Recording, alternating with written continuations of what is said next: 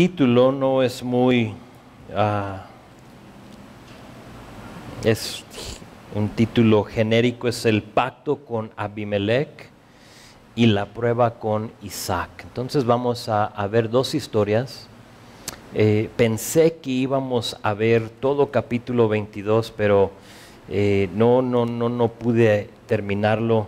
No que no pude, sino que estuviéramos aquí por 2 horas, creo, si lo vemos en su totalidad. Entonces no vamos a hacer eso, vamos a ver hasta versículo 9, y luego ya la semana que entra veremos el resto de la historia. Entonces, la última vez que nosotros estuvimos juntos a estudiar aquí el libro de Génesis, nos quedamos con Abraham, si recuerdan, de 100 años. Y Sara de 90 años. Y a esa edad, dice Génesis 21, versículo 2, que Sara concibió en el tiempo que Dios había dicho. Entonces, a 90 años, Sara le da luz a Isaac, el hijo de la promesa, el hijo que formaba parte de ese linaje de el Mesías que viene siendo Jesús. Dios cumple con la promesa. Y yo no sé qué piensan ustedes, pero ¿se pueden imaginar criar al hijo de la promesa? O sea, como padres, sabiendo lo que significa, quién es Él, qué va a suceder a través de Él, decirle, no toques eso, bájate de ahí, no te eches eso a la boca, no comas eso, no veas lo otro. O sea, es como una serie de querer cuidar, ¿no?, a este niño, porque sabes que es el hijo de la promesa. Y como padres, yo entiendo lo que es amar. Hace poco agregamos a nuestra familia un cachorrito, un pug. ¿Sí los conocen? Están feos, pero este está bonito. Como que uno empieza a acariciarlo, a cuidarlo, a alimentarlo, y como que crea en ti como no sé, un amor, se puede decir, pero nada en comparación a cómo amo a mis hijos. Y creo que si tú tienes mascotas puedes decir lo mismo, o espero que digas lo mismo. El amor entre un padre y un hijo es incomparable, es tu carne. Si puedes verte a ti mismo en ellos muchas veces, dices, es mis ojos, mi nariz, mis labios, ¿sí?, mi cabello, o sea, es algo incomparable. Y pienso que para Abraham y para Sara esto estaban viendo a Isaac crecer, y estaban viendo las características de su vida, de sus vidas en él. Algo que no pudieron hacer con Ismael, porque Ismael era de Agar. O sea, a lo mejor se veían características de Abraham, pero de Sara no. Y es algo hermoso cuando uno ve eso. Y por fin el hijo que Dios les había prometido nació. Por fin el hijo que en un tiempo ellos pensaron que nunca se iba a realizar, se realizó, y Dios lo hizo. Sabemos la historia. En un tiempo se adelantaron de Dios, en un tiempo dudaron de Dios, en un tiempo se rieron de Dios los dos, pero ahora tienen a este niño en sus brazos. Y pues crece Isaac. Y Abraham y Sara se encuentran en la área de Gerar, donde anteriormente habían tenido la situación con Abimelech. ¿Recuerdan la historia de Abimelech, donde llegan y pues Abraham la riega una vez más y dice, oye, pues di que eres mi hermana, ¿no? Y a ver qué pasa, y para yo poder vivir. Y sabemos que Dios, a través de sueños, visiones, cuida a Sara para que el rey no la dañe, no la toque, y la conserva Dios. Y hoy seguimos la historia, lo que pasó después de eso. Y nosotros tenemos la ventaja de poder seguir a Abraham y a Sara en esta vida de fe. O sea, lo podemos leer, esa historia para nosotros. Es una vida interactiva con Dios. Vemos cómo es que Dios hace esto y ellos hacen lo otro y la riegan, y cómo es que Dios arregló las cosas, y estamos como en esa gira, ¿no? de ver lo que está haciendo Dios. Y nuestra historia hoy empieza a poco después del banquete que vimos aquí en capítulo 21, que hizo Abraham. Recuerdan, Abraham hace un banquete para celebrar una fiesta, para celebrar que Isaac había llegado a la edad, pensamos, de 2 o 3 años, de haber sido destetado, ¿no? Donde ya pasó esa edad de peligro, donde ya vemos, ok, ya parece que va a estar bien todo, y como padres de un bebé nuevo entiendes esa edad donde ya no te tienes que preocupar de cada cosita, sino que ya dices, ok, ya está un poquito más fuerte. Y como era la costumbre, hacen esta fiesta, y de ahí empezamos, o de ahí tomamos nuestra historia. Sabemos que despidieron a Agar y a Ismael, y ahí terminamos la historia. Pero vean conmigo versículo 22. Aconteció en aquel mismo tiempo que habló Abimelech a Ficol, príncipe de su ejército, a Abraham, diciendo: Dios está contigo en todo cuanto haces. Entonces Abimelech trae a su príncipe, a Abraham, y le dice: Dios está contigo con todo lo que tú haces. Ahora pues, dice, júrame aquí por Dios que no faltarás a mí, ni a mi hijo, ni a mi nieto, sino que conforme a la bondad que yo hice contigo, harás tú conmigo y con la tierra en donde has morado. Interesante, Abimelech sabemos que no es un nombre, sino que un título. Pensamos que es el mismo rey que vimos en capítulo 20. No tenemos por qué pensar o dudar, aunque era un título, pues puede ser otro rey, pero parece ser que va con la historia y no nos dice que ha pasado un montón de tiempo, sino que es posible que es el mismo Abimelech de capítulo 20. Y si es el mismo, entonces él ya vio cómo Dios intervino y peleó por Sara, a pesar de la necedad de Abraham. Vio los sueños, las visiones, y él ha visto cómo Dios intercedió por Sara. Y ahora ve que un par de ancianos le nace un niño. O sea, está como viendo unos milagros, está viendo cómo Dios está obrando en las vidas de Abraham y de Sara. Y lo sorprendente no era que habían tenido un niño a esa edad, sino que Dios había hecho tal como él había dicho. Tal vez Abraham le había comentado a Abimelech de la promesa, de lo que había sucedido, y eso lo sorprende, creo, a Abimelech. Eso causa que Abimelech diga: wow, veo que Dios está contigo con todo lo que haces. Y creo que es un buen momento para decir algo. Muchos se están fijando en nuestras vidas. Tal como Abimelech estaba viendo la vida de Abraham y de Sara, muchos se fijan en nuestras vidas. Por eso digo yo muchas veces que la gente quiere ver si tu cristianismo, se puede decir, tu relación con Dios, funciona en tu vida o no. Si no funciona para ti, entonces ¿por qué va a funcionar para ellos? Si tus vecinos ven que tú andas en la montaña rusa de emociones, porque la vida nos avienta cosas día tras día, entonces ¿por qué van a querer ellos subirse en esa montaña rusa? O sea, mejor siguen en sus vidas, ¿no? Como está. Pero tal vez tú dices, pues yo soy una montaña rusa de emociones. Te quiero animar. Muchos de nosotros, yo incluido, hemos a través de nuestro tiempo con el Señor mal representado al Señor.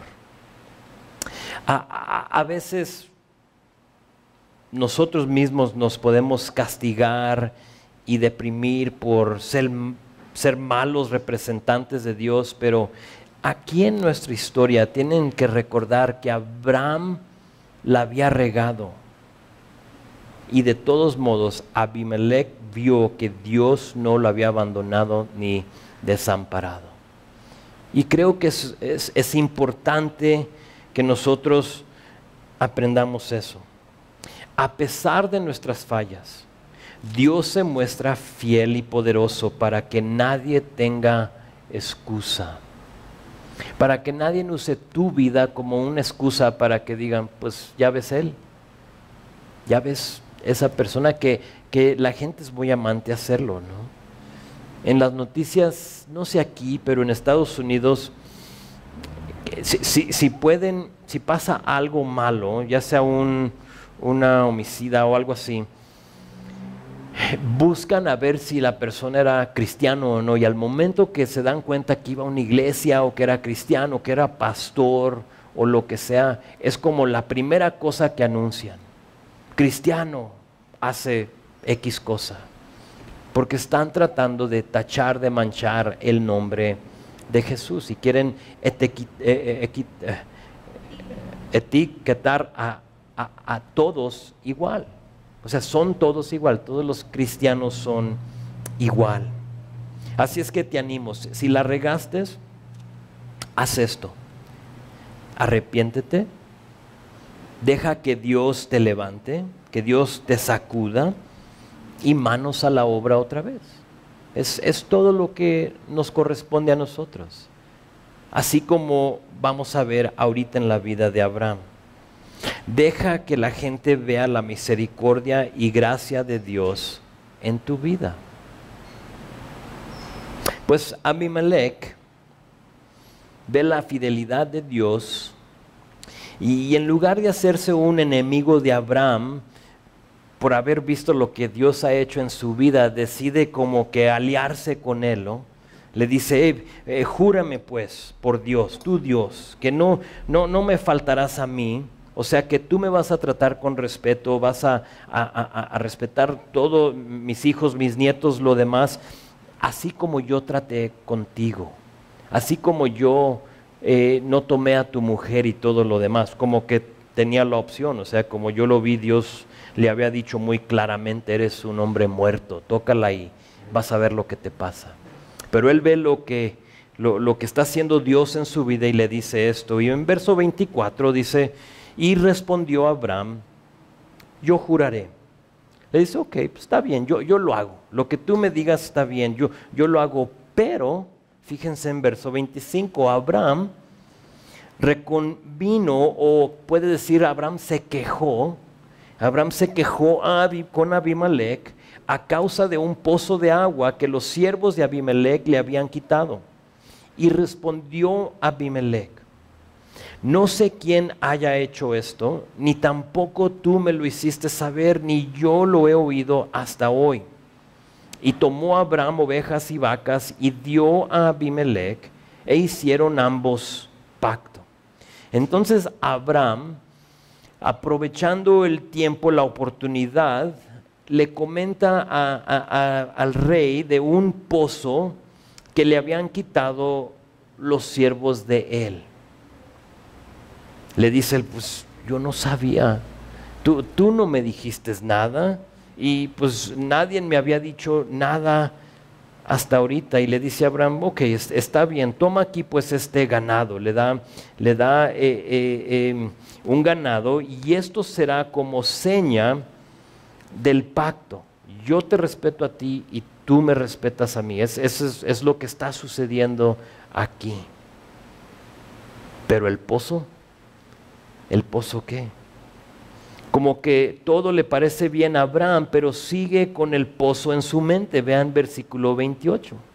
Dice, entonces puso Abraham 7 corderas del rebaño aparte.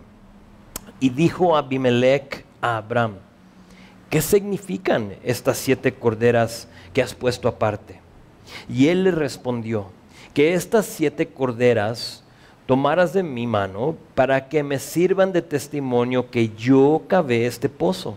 Como que no se puede deshacer del pozo, es mi pozo.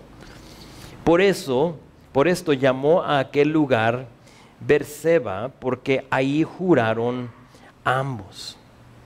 Así hicieron pacto en Beerseba, y se levantó Abimelech y Ficol, príncipe de su ejército, y volvieron a la tierra de los filisteos. Los filisteos todavía no existen en este tiempo, pero Moisés lo escribe de esa manera para que entiendan, tanto nosotros como a los que les escribía, dónde era la área de los filisteos. Eran más los de Fenice, se puede decir, eran los que existían en este tiempo, pero eventualmente iban a ser la área de los filisteos. Entonces primero Abraham recibió el pacto de Abimelech y le dijo, ok, pues está bien, yo juro y acepta el ganado de Abimelech, pero ahora le tocaba a Abimelech recibir el pacto de Abraham. Abraham le da 7 corderas para ese testimonio que el pozo era de él. Y es interesante, ¿no? Uno lee esto y dice, o sea, ¿por qué están cambiando ganado? O sea, ¿qué es eso? Pero así se hacían las cosas en ese tiempo.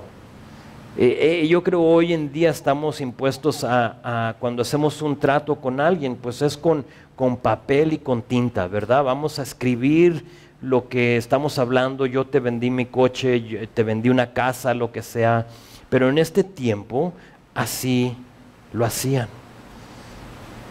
En un tiempo sabemos, ya no existe, pero en un tiempo tu palabra también era lo que se necesitaba.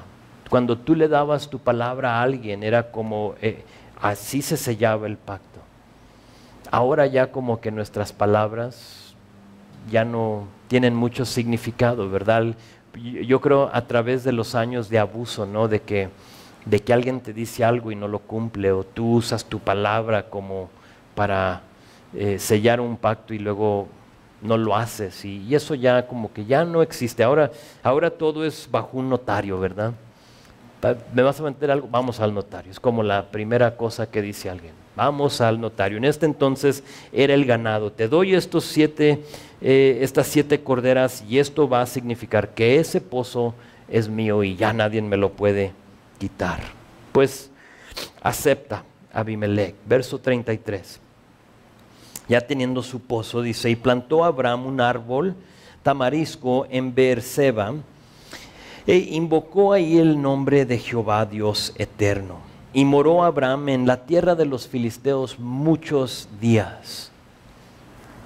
Hacen este pacto y Abraham se queda ahí cerca de su pozo, sin duda para poder alimentar a su ganado, para poder darles de tomar. Sabemos que Abraham tenía un montón de ganado, había acumulado mucho, era un hombre rico, entonces ahí se queda un tiempo y me encanta lo que dice.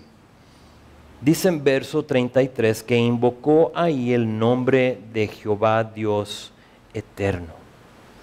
Si te gusta escribir en tu Biblia, puedes poner ahí a un lado de Jehová Dios eterno como el primer uso en la Biblia de esta frase, de este nombre de Dios, Dios eterno. Hasta este punto no hemos visto este nombre de Dios.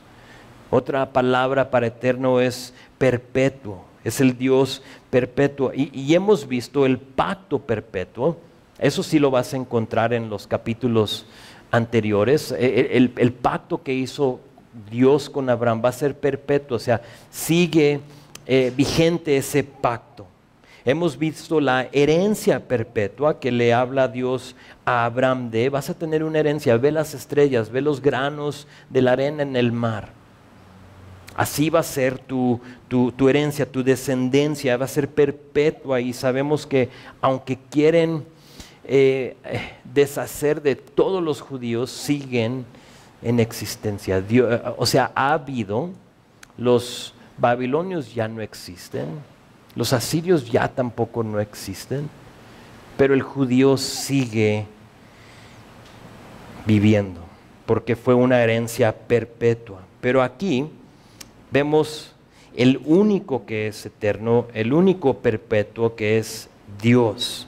Y allí en Beerseba invoca a Abraham a Dios, a este Dios eterno. Ahora, verso 34 es clave. Nos dice que se quedó ahí en la tierra de los filisteos por muchos días. Esa palabra días en el hebreo puede ser traducida como tiempo. Entonces se puede decir que se quedó por mucho tiempo en la tierra de los filisteos. Y eso es clave por lo que sigue. Ver capítulo 22, véanlo conmigo. Ahorita les digo por qué o cómo encaja esto en lo que estoy diciendo.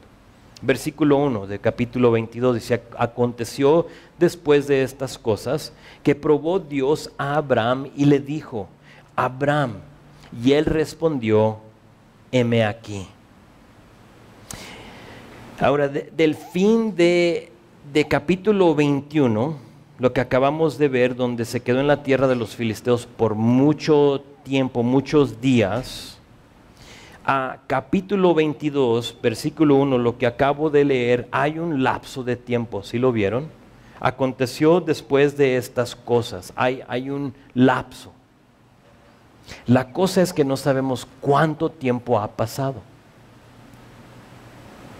¿Y por qué importa? Pues ahorita les digo. La última vez que vimos a Abraham y Sara, como dije al principio, Abraham tenía 100 años, Sara tenía 90 años y Isaac tenía entre 2 o 3 años por ahí. Aquí pasa un tiempo y muchos piensan que es un tiempo de 25 o 26 años que se queda Abraham en la tierra de los filisteos. Mientras que otros teólogos, historiadores, que no soy yo, solo dicen que han pasado un par de años. O sea que aquí en capítulo 22, lo que vamos a ver, Isaac tiene 5 años, 6 años por ahí. Ahorita lo vemos. Entonces aquí lo que sí vemos es que Dios le habla a Abraham, y fíjense en la respuesta, me encanta de Abraham: heme aquí. Heme aquí. No sé cuando escuchas eso si te viene a la mente como un versículo famoso de heme aquí. ¿En quién piensan? Isaías, ¿no? Isaías capítulo 6, creo, versículo 8. Pero sabías, yo empecé a poner en mi Biblia una lista de los hombres que han dicho heme aquí, porque Isaías no fue el único. Han sido muchos, y aquí, ahora con Abraham, mi lista creció a 5 varones. Se los doy por si te interesa. Esto es como extra, no tiene que ver nada con el estudio. En Éxodo 3, versículo 4, Moisés dijo lo mismo: heme aquí. Cuando estaba ardiendo la zarza, ¿recuerdan? Heme aquí, le habla Dios.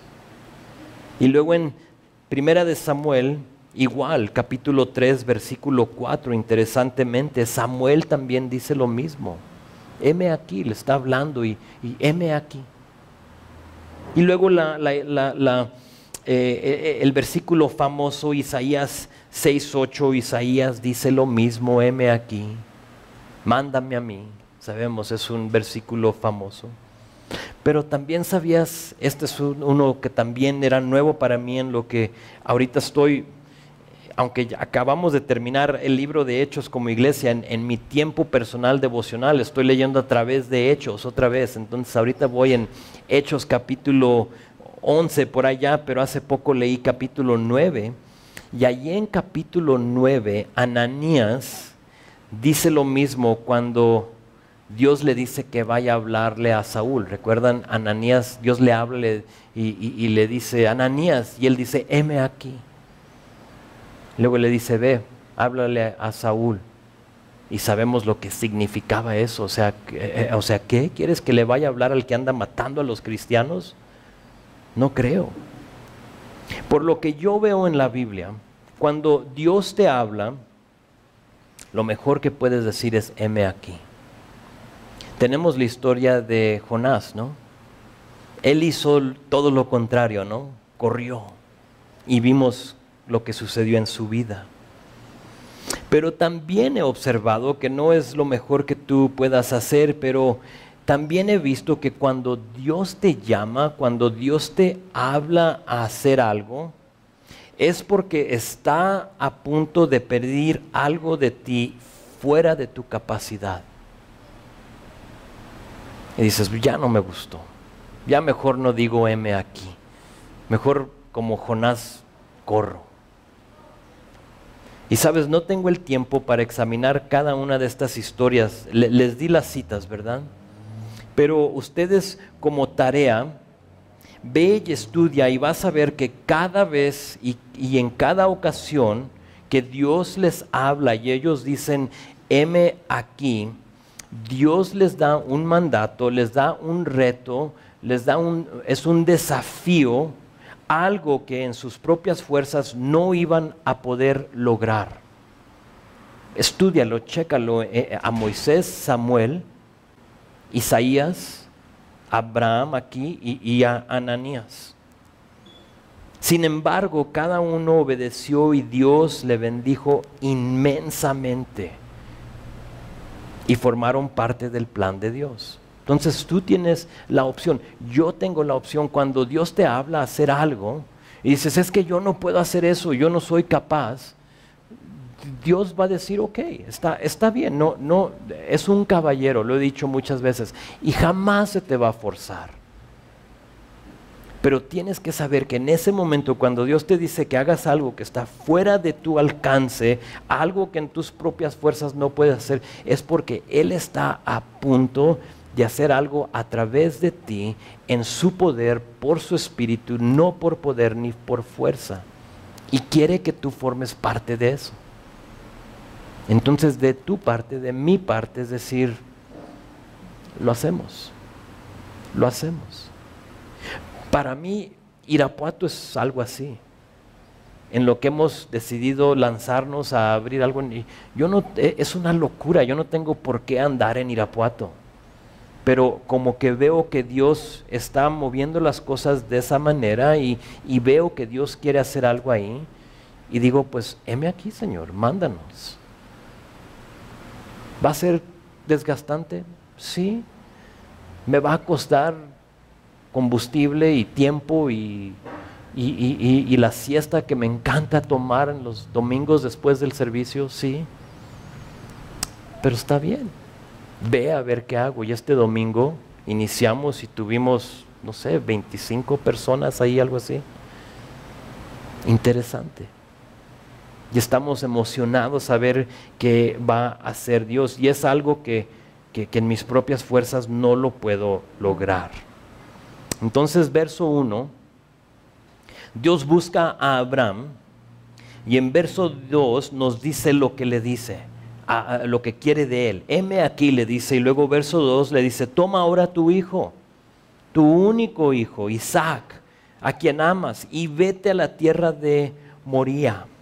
Y ofrécelo ahí en holocausto sobre uno de los montes que yo te diré. Hay tanto que le podemos extraer a este verso y vamos a hacer poquito de eso, pero en contexto esto es lo que está pasando. Dios le pide a Abraham que tome a su hijo, a Isaac, el hijo de la promesa, el hijo del cual vendrá una gran descendencia, y le dice, sacrifícalo.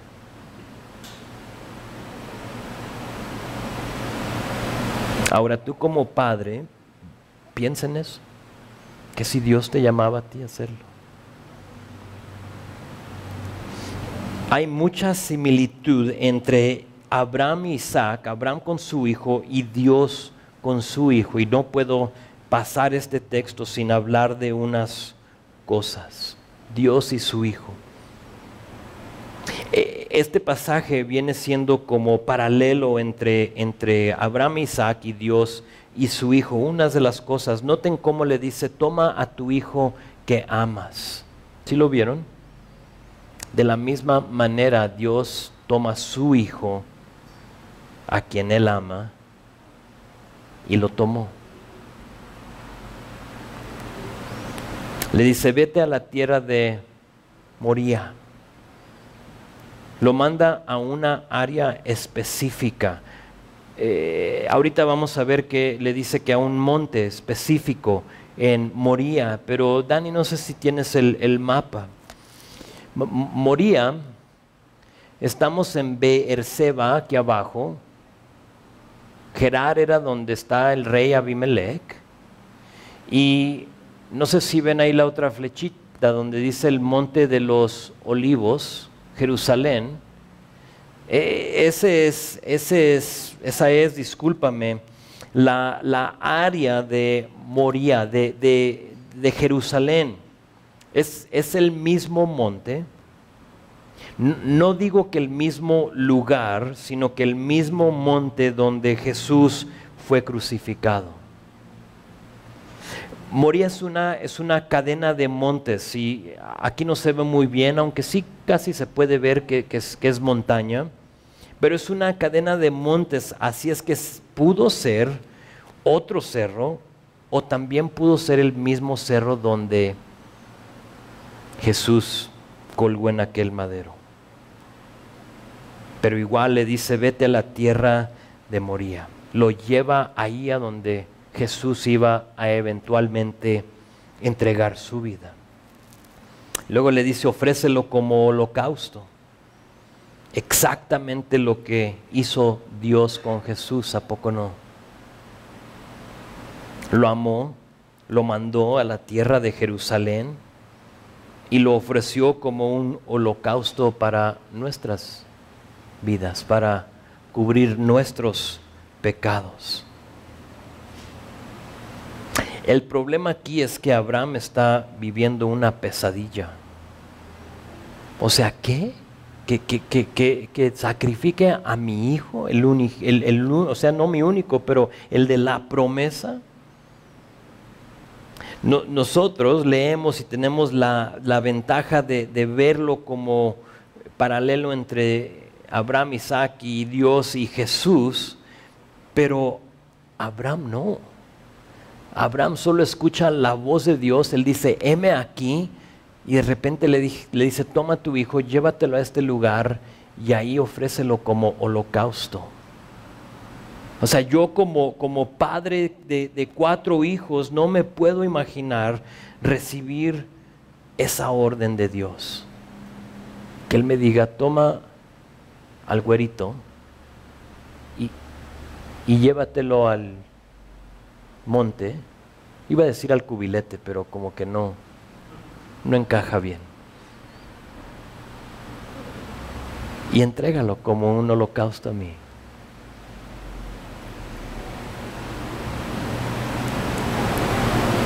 Lo que no sabía Abraham es que era una prueba. Tú y yo lo leemos y vemos, pero él no tenía ese lujo. Él no sabía que era una prueba de su fe. Él no sabía.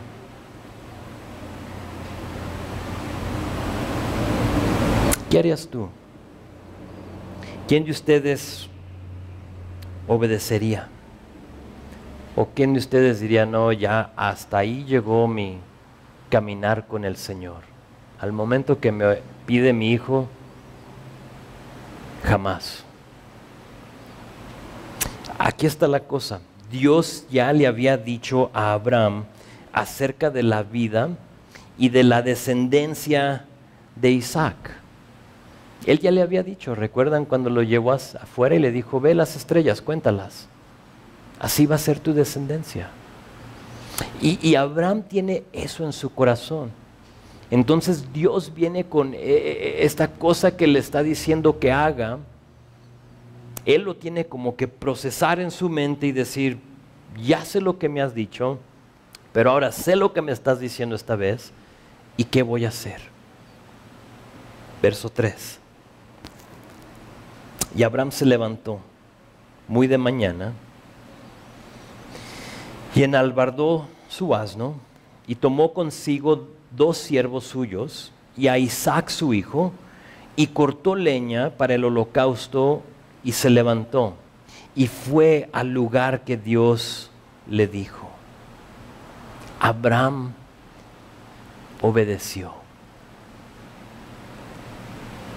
Tenemos que ser aquellos que le creen a Dios. No solo que le obedecen, sino que le creen a Dios. Él sabe lo que Dios le había dicho, pero ahora también ve lo que Dios está pidiendo de él. Y tenemos que creerle a Dios. ¿Te imaginas cortar la leña tronco tras tronco, sabiendo que esa leña va a ser para sacrificar a tu hijo? O sea, yo no me lo puedo imaginar. Hay momentos, creo, en nuestras vidas donde no vamos a tener toda la historia, donde Dios no te va a dar todo el plan para tu vida. Momentos donde no tenemos nada más que la palabra de Dios que Él ya nos ha dado. Hablo de las promesas en su palabra.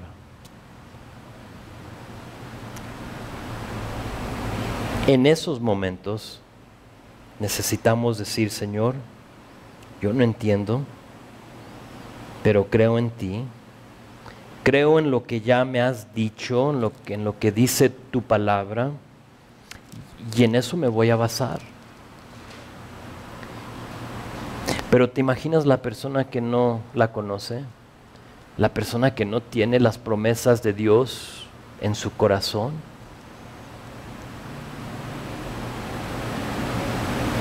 Y pienso en Abraham, en lo que empieza a cortar la leña y toma a su hijo, toma a sus 2 siervos y obedece. Y dice que fue al lugar donde Dios le dijo. Verso 4.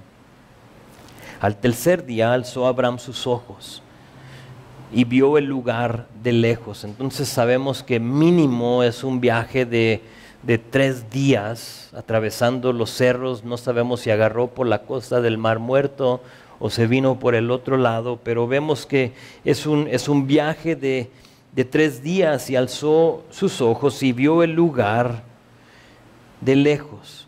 Entonces dijo a Abraham a sus siervos: esperad aquí con el asno, y yo y el muchacho iremos hasta ahí y adoraremos y volveremos a vosotros. Ya hemos resaltado los errores de Abraham, y creo que para nosotros nos gusta eso, nos gusta relacionarnos con los errores, decir pues, sí, yo la regué, yo entiendo, si el padre de la fe la riega, pues cuanto más yo, ¿no? Y ya hemos visto sus errores, ya hemos aprendido de ellos, pero aquí en estos versículos nos damos cuenta por qué es que Abraham es el padre de la fe. Porque hasta este punto yo digo, ¿cuál padre de la fe? O sea, no ha confiado en Dios. O sea, sí le creyó y se dio Isaac, pero ¿qué tal las veces con Sara? ¿Qué tal con Agar? ¿Por qué no dijo, no, Dios dijo y Dios lo va a cumplir? Hemos visto los fracasos en su vida, pero aquí nos damos cuenta por qué.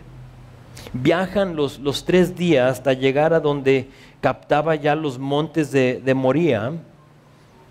Y lo impresionante no es eso, sino que verso 5, Abraham ahí llegan al lugar y le dice a sus siervos, le dice: esperad aquí con el asno, yo y el muchacho, y obviamente el fuego, la leña, lo necesario para el holocausto. Nosotros vamos a ir a adorar, y no sé si lo vieron, y volveremos a ustedes o a vosotros. La palabra volveremos es plural.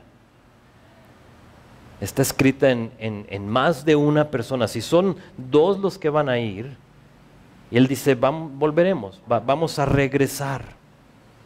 Abraham no tenía idea qué iba a pasar, pero sabía lo que Dios le había dicho. Y le dice, vamos a ir a adorar y regresaremos los dos. Qué fe, ¿no? Qué fe. Decir, yo no sé cómo le va a hacer Dios. Él ya me dijo que iba a entregar a mi hijo como holocausto. Hasta ahorita no veo el cordero. De hecho que Isaac va a preguntar, oye, ¿y dónde está? Pero él dice, quédense ustedes aquí, nosotros ahorita volvemos, vamos a ir a alabar. La otra cosa que quiero que vean aquí es que Abraham y Isaac van solos. ¿Sí se fijaron? Les dice, ustedes espérense aquí con el asno. Y eso me encanta. El sacrificio de Jesús, si lo vemos como paralelo, que lo es, el sacrificio de Jesús fue entre el Padre y el Hijo, Jesús. Tú y yo, los siervos que iban con ellos, no fueron permitidos ir al sacrificio. ¿Por qué? Yo pienso para que no formaran parte del sacrificio, para que no puedan ayudar con el sacrificio, para que nadie se jacte, para que no digan, nosotros arrimamos la leña, nosotros lo cargamos, nosotros acomodamos, nosotros le prendemos, nosotros lo que tú puedas ponerle con nosotros. Porque sabes, el sacrificio de Jesús es entre Dios y el Hijo y no tiene que ver nada contigo o conmigo. Me vino a la mente Efesios 2, 8 y 9. Dice, porque por gracia somos salvos por medio de la fe, y esto no de nosotros. Dice, pues es don de Dios, o regalo, puede decir, o dádiva de Dios, no por obras para que nadie se glorie o se jacte. Creo que una de las cosas más difíciles de entender para nosotros es que no hay nada que podamos hacer para ser salvos. A veces pensamos que le tenemos que agregar a lo que hizo Jesús en la cruz.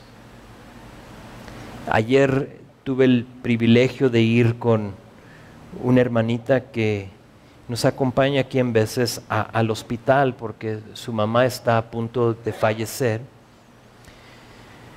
Y ella conoce al Señor y tiene una paz y tranquilidad en su ser, pero estaba su familia y estaban sus hermanos.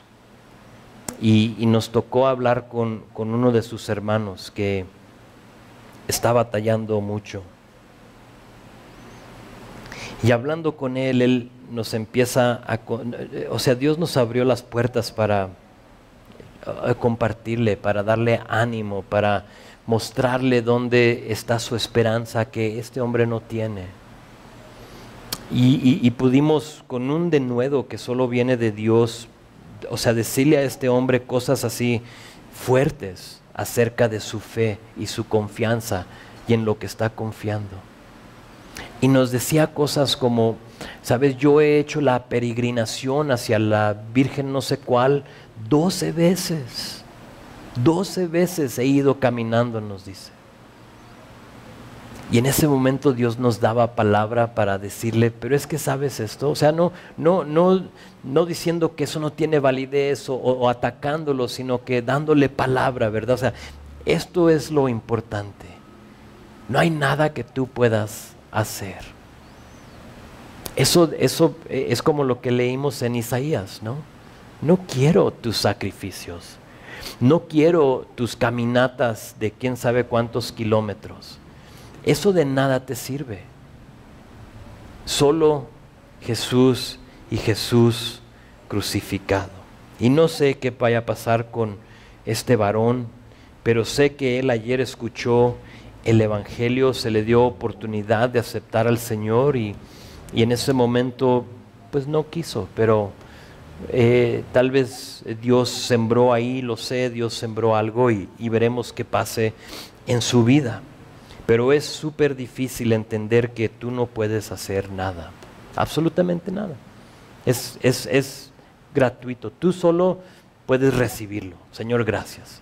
Y por eso es que los siervos y el asno y lo demás no pudieron ir, sino que ustedes espérense aquí, nosotros vamos solos. Verso 6. Y tomó Abraham la leña del holocausto y la puso sobre Isaac su hijo, y él tomó en su mano el fuego y el cuchillo, y fueron ambos juntos. Este es el versículo que desconcierta a los teólogos. Aquí es donde entra el tiempo que les había dicho al final de 21 y 22, es el lapso de tiempo. Porque si Isaac era un niño de 5 años, 4 años, ¿a poco iba a poder cargar esta leña sobre de él? Absolutamente no. O sea, el güerito tiene 4 años, ¿a poco le voy a poner la leña suficiente a él para que suba un monte? No solo cargar esta leña sobre su lomo, sino que estamos hablando de ascender un monte. La mayoría de los historiadores dicen que Isaac tenía entre 25 a 36 años aquí en este momento. Llegan a esa conclusión porque si te adelantas poquito a capítulo 23, lo que vas a ver ahí, o vamos a verlo la semana que entra, es que nos dice que Sara va a morir, y Sara va a morir de 127 años de vida. Entonces, si Sara falleció poco después de capítulo 22 de lo que estamos viendo aquí, a los 126 años, y tuvo Isaac a los 90 años en capítulo 21, entonces estamos hablando de un lapso de 36 años entre el nacimiento de Isaac y la muerte de su mamá, ¿de acuerdo? No fui muy bueno para la matemática, pero mi calculadora me ayudó a entender eso, 36 años. Y yo creo sería difícil pedirle a un niño cargar leña y tomar una caminata a subir a un monte, pero no sabemos. A final de cuentas, no sabemos su edad. Yo soy de la opinión que dentro de 25 a 36 años. Pasó un lapso, nos dice que Abraham se quedó unos días en la tierra de los filisteos, y yo creo que ahí fueron años los que pasaron ahí. Verso 7, tú puedes decidir lo que tú quieras. Si tú le quieres poner a un niño de 5 años troncos en su espalda, entonces allá tú, yo no lo hagas con el mío. Verso 7, entonces habló Isaac y Abraham su padre. Otra cosa, antes de seguir, esa sería la edad de Jesús, ¿no? Al momento, cuando Él también entregó su vida, los 30 y tantos años, ¿no? Como que encaja, ¿no? Es la historia, no sabemos. Verso 7, entonces habló Isaac a Abraham su padre y dijo, Padre mío. Y él respondió, heme aquí mi hijo. Y le dijo, he aquí el fuego y la leña, mas ¿dónde está el cordero para el holocausto? Isaac, buena pregunta, o sea, estaba pensando cuándo ibas a hacer esa pregunta, como cuándo te iba a caer el 20, ¿no? Que oyes, pues, la leña, el fuego y el cordero para el holocausto. Esto me indica que Abraham no le había dicho a Isaac el plan. Pero creo que Abraham no le dijo a Isaac el plan porque él confiaba que Dios iba a intervenir en esta cosa que estaba pasando. Y no le dice. Isaac aquí todavía no tiene idea lo que iba a pasar. O sea, ¿dónde está el cordero? Tenemos todo lo necesario para el holocausto. Estamos tú aquí, Padre, pero ¿dónde está el cordero? Muy buena pregunta. Y esa pregunta, ¿sabes? No se contesta hasta que lleguemos al Nuevo Testamento, el Evangelio de Juan, capítulo 1, versículo 29. Lo tienes que anotar ahí en tu Biblia, es como paralela en lo que está sucediendo aquí. Esa pregunta de dónde está el cordero para el holocausto, Discúlpame, el Evangelio de Juan, capítulo 1, versículo 29, te lo leo, dice esto. El siguiente día vio Juan a Jesús, estamos hablando de Juan el Bautista, a Jesús que venía a él y dijo, he aquí el Cordero de Dios que quita el pecado del mundo. ¿Dónde está el Cordero? Jesús. Jesús es el Cordero de Dios. De los 4 evangelios, aquí es la única vez de todos los evangelios que se usa esa frase Cordero de Dios. Mateo, Marcos, Lucas, no lo encuentras. Solo aquí en Juan se usa la frase Cordero de Dios. ¿Sabes por qué? Yo creo, mi opinión, es porque Dios tenía que ser súper específico con quién era el Cordero de Dios. No podía haber duda, no podía haber posibilidad que otro tomara el lugar del Cordero de Dios. Y mi opinión es que por eso se menciona solamente aquí. Apocalipsis lo vuelve a mencionar, lo sé, pero en los evangelios solo aquí habla del Cordero de Dios. Así es que aquí en verso 7 Isaac ve el fuego, ve la leña, pero el sacrificio, ¿dónde está, papá? Y respondió Abraham, verso 8, Dios se proveerá de cordero para el holocausto, hijo mío. Y iban juntos. Unas traducciones traducen este versículo incorrectamente, pero la Reina Valera sí lo hizo bien. Noten cómo está escrito. Dios se proveerá de cordero para el holocausto. ¿No te explota la mente eso? Dios se proveerá, en otras palabras, Dios será el cordero para el sacrificio. Jesús será el cordero para el sacrificio. ¿Sí están conmigo? A mí me encanta ver este tipo de cosas, no sé ustedes. Y aquí en Génesis 22 yo veo a Jesús como tejido entre las palabras de este versículo. Dios se proveerá de cordero para el holocausto. Desde Adán y Eva vemos que el plan de Dios era de proveer el cordero para el perdón del pecado. No sé si recuerdan desde el principio, después de que los encuentra que se están escondiendo con las hojas de higos, toma el Señor, no sabemos qué animal, algunos piensan que fue un cordero, y lo mata, lo sacrifica. ¿Para qué? Para hacerle túnicas de piel.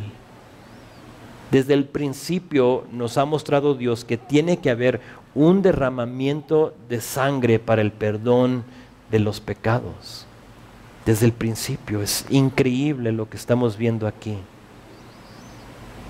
Verso 9, y cuando llegaron al lugar que Dios había dicho, edificó ahí Abraham un altar y compuso la leña. Dios todavía no ha mostrado nada. Y ató a Isaac su hijo y lo puso en el altar sobre la leña. Se me hace interesante que Isaac, de 20 y tantos años, o aún de 5 años si quieres decirlo, no está pataleando, no está corriendo, no está llorando, no contradijo, simplemente obedece y se deja atar. ¿Te imaginas como padre atar a tu hijo y decir, ok? Y Dios está probando la fe de Abraham hasta como el último momento, ¿no? Y a veces hace lo mismo con nosotros. Aquí veo la fe de Isaac. Veo la fe de Isaac en cuanto a las palabras de su padre. Le cree. Casi como que lo oigo diciendo, mi padre dijo que Dios iba a proveer el holocausto, entonces me acuesto, me someto a lo que tú has dicho. Isaac tiene esa promesa de su papá y Abraham tiene la promesa de Dios. Y cada uno está aquí actuando en fe. Imagínate cómo ha de estar palpitando el corazón de Abraham en este momento, porque como que ya llegamos o sea, ya no más falta prenderle. Ya no más falta prenderle. Dios, yo sé lo que me has dicho del futuro de este varón, de mi niño, de Isaac, del hijo de la promesa, y como que en lo que está amontonando la leña diciendo, no entiendo, Señor, pero lo hago, confío, tengo fe, lo que tú me has dicho, confío en Él, no entiendo, pero lo voy a hacer. Abraham diciendo esto cada vez que acomoda un tronco sobre el otro para hacer el altar. Y ahí vamos a terminar por hoy. Como que dejamos en el clímax, ¿no? En el momento culminante de la historia, ahí vamos a terminar. Y la próxima semana vemos lo que sucede y tú puedes adelantarte y ver y cómo es que Dios intervino en el momento perfecto. Pero terminamos con una última pregunta. ¿Qué haces tú cuando no entiendes lo que Dios está haciendo en tu vida? Así como Abraham. Cuando Dios te llama a hacer algo que no entiendes, o Dios está haciendo cosas en tu vida que dices, Señor, no entiendo. Pienso en Patty con su cáncer. Pienso en otros que han padecido de cosas similares. ¿Qué haces cuando no entiendes lo que Dios está haciendo en tu vida? Pues solo hay una respuesta correcta. Y eso es acudir, eso es ir, regresar, correr y refugiarte en las promesas de Dios. Es todo lo que tienes. A final de cuentas, ¿qué más vas a hacer? La mayor necesidad en medio de la prueba es confort, consuelo y seguridad. Y lo único que te da eso, lo único que te va a brindar esas tres cosas es la palabra de Dios. Y si no la tienes, no vas a tener paz, seguridad, consuelo, confort. Pienso en el rey David en medio de una prueba. Absalón, su hijo, acaba de matar a Amnón, su otro hijo, porque Amnón había abusado de su hija. Y Absalón dice, pues lo mato, me desquito de mi hermano, y lo mató, y le dolió mucho a David, pero en eso David, en su gracia, en su misericordia, llama a Absalón y le dice, ven, o sea, regresa, te quiero ver. Gracia, le extiende gracia y regresa a Absalón. Absalón había huido pensando que su padre lo quería matar. Y David le dice, no, tú regresa, y regresa a Absalón. Y allí, a través de un tiempo, Absalón empieza a hacer, como tenía pudrido su corazón, empieza a ganarse los corazones de la gente. Y se sienta afuera de la entrada donde entraban a ver al rey, y él empezaba a tomar los casos de la gente, empezaba a decir como que no, dímelo a mí. Y él le empezaba a resolver a la gente sus problemas, en lugar de entrar a ver a David. Y tanto pasó y tanto sucedió que después de un tiempo Absalón se autonombra como el rey de Hebrón y dice, sabes que yo soy el rey, mi padre no, sino que yo. Y como él ya se había ganado un montón de gente, pues lógicamente ya tenía ejército, ya tenía a gente que decía, yo te respaldo como rey. Y en ese momento David no encuentra qué hacer más que huir. Y en el momento donde él no entendía lo que Dios estaba haciendo en su vida, él escribe Salmos 3 y dice esto: muchos son los que dicen de mí, no hay para él salvación en Dios, mas tú, Jehová, eres escudo alrededor de mí, mi gloria y el que levanta mi cabeza. Con mi voz clamé a Jehová y él me respondió desde su monte santo. Y me acosté